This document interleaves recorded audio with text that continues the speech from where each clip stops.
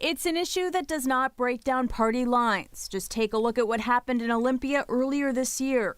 The state Senate passed a bill to repeal the death penalty with bipartisan support, but there was also bipartisan opposition, and the legislation stalled in the state House. I don't think it has anything to do with party, and I understand and respect, particularly victims' families, a deep sense of conviction about this issue, but there is a growing consensus in Washington, in the United States, and worldwide that it is simply time to move beyond the death penalty as a policy.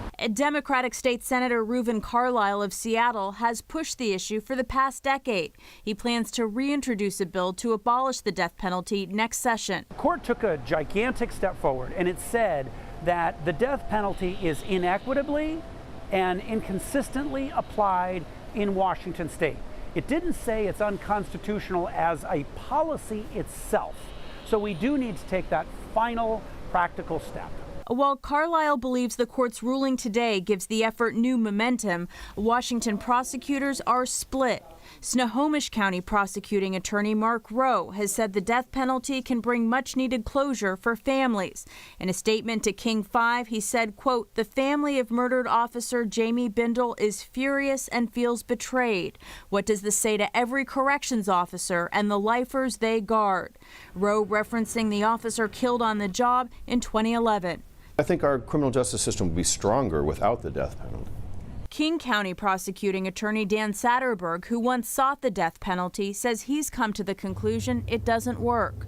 So the death penalty drags victim families through a process that can last literally for 20 years or more, and puts the case at risk, because most of the jury verdicts in Washington state for the death penalty have been reversed by courts of appeals. This is a data-driven decision. I think that strengthens the racial disparity argument. Stephanie Anderson, who serves as executive director of the Washington Coalition to Abolish the Death Penalty, points to the statistics and a growing number of states that are doing away with it.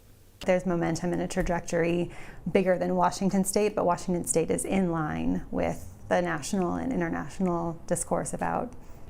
At this point, 20 states plus the District of Columbia have abolished the death penalty. It's still on the books in 30 others. Here in Washington state, there is an important distinction regarding today's decision. The Supreme Court ruled that the death penalty is unconstitutional as it's being applied, but not as a policy per se. So that's why the state's attorney general wants lawmakers to pass something next year to get the death penalty out of state statute.